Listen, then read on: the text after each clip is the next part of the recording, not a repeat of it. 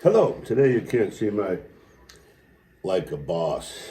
Okay, whatever that is. Okay, I'm gonna share and I'm gonna break down something. These are like the Elvin Jones kind of triplets. At least how I perceive them to be. I kind of started doing something similar from a whole different point of view, but after listening to him do it, and I got a chance to see him live many times in Boston, he's my favorite. Love Elvin. What a great human being. Anyway, so we're gonna start off by just playing 16th note triplets, and we're just gonna one to enter to two to enter to three to enter to four to enter to, and we're gonna play. Okay, so.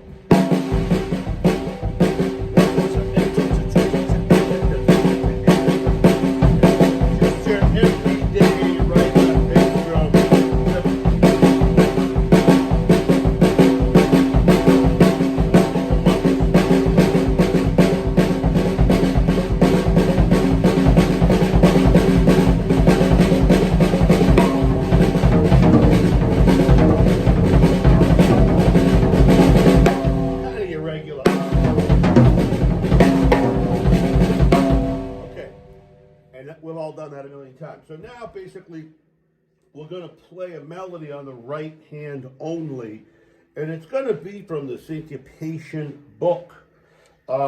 We could start out by just playing quarter notes, the first note of each triplet and the last note. So if we playing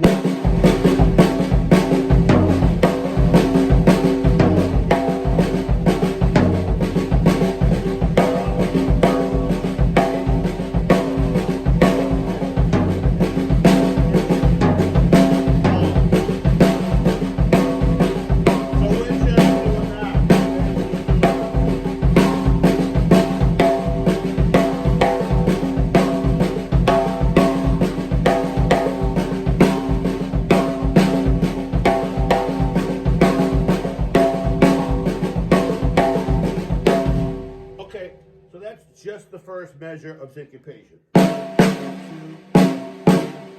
2, 4, okay?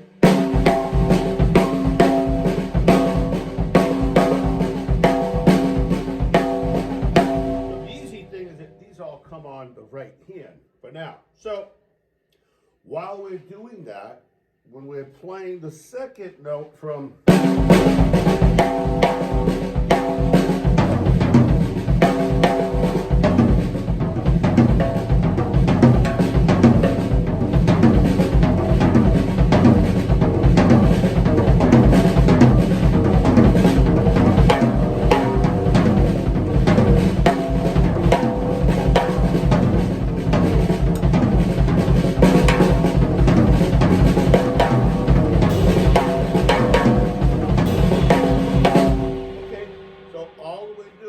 coming from.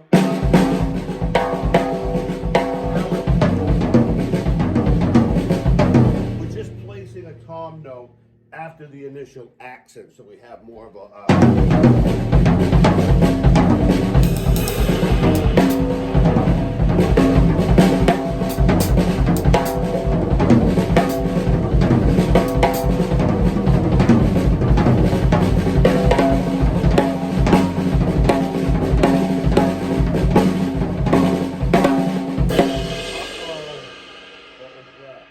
That was same thing, but now we're gonna double everything.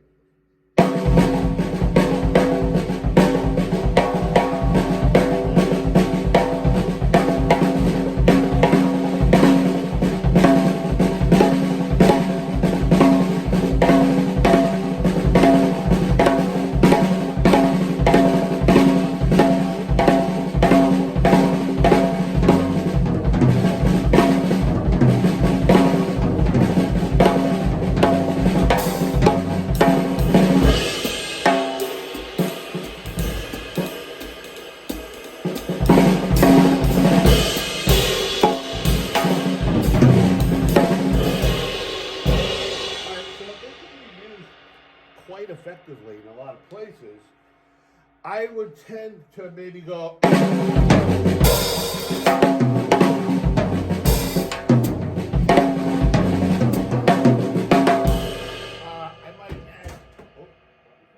Wasn't the dog, we're good. So I would add one of them, and then, work around it with some 16th notes or whatever else you want, or 8th notes to slow it down a little bit, make it not so busy.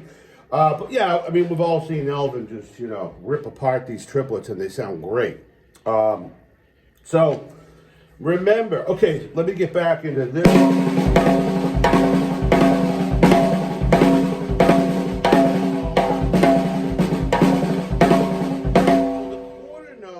Not the 8th note, because the 8th note is just one. 8th note's just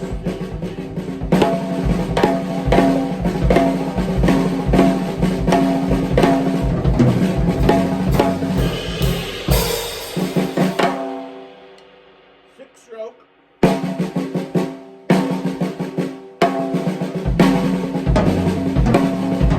So now we're just placing the bass drum note at the end of that. So you could call it a group of 7. I like to think of it because I'm really not playing 7th. I'm just laying that.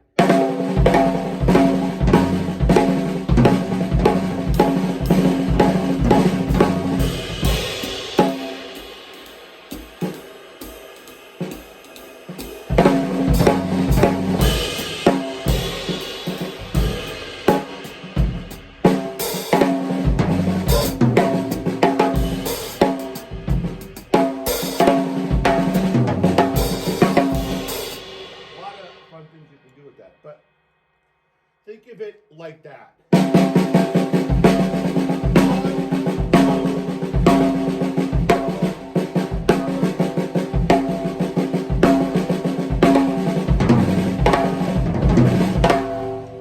very cool, very useful at times, or even just little blurps of it. I think are very effective and very cool. So that's kind of like the Elvin thing to me, and of course, you going around, he'd be, hitting quarter notes down the kit and breaking up the notes a little bit. Be very creative, but remember to sort of play a bar of time and then the fill, a bar of time, then the fill. Just get acquainted and comfortable with, with that feel. So, all right. And there's other people that really, made that a staple. We all know their names. But yeah, check out Ray, check out Roy, check out Bill, check out everybody. I've been getting back into the whole, Art Taylor and all these other cats. Oh man. Not that I missed them, but I've been paying attention to them more, and boy, I'm not doing anything new. I thought I was pretty hip once in a while, but I'm not. I listen to these guys and I'm like, and one of my old teachers, Alan Dawson, who was simply, I will admit, I didn't really know he was that. I knew he was great, but I hadn't studied him to that point. I just knew I was getting something out of the lessons, and I thought he was a very nice man. He was cool. Back in those days when you actually had to take a lesson, and if you didn't show up and didn't call, you were gone. See ya. Not like today. Go to YouTube. And that does have its place because there's accountability there.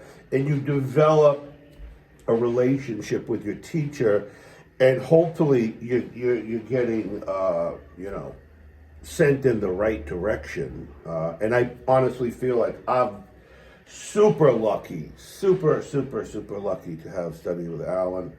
Gary Chafee, who I definitely got a lot out of him. Bob Galati was another great teacher. He sort of gave me my sense of beginning on the road to melody, playing the heads of the tunes and getting my brain like, oh, okay, that's what we're doing.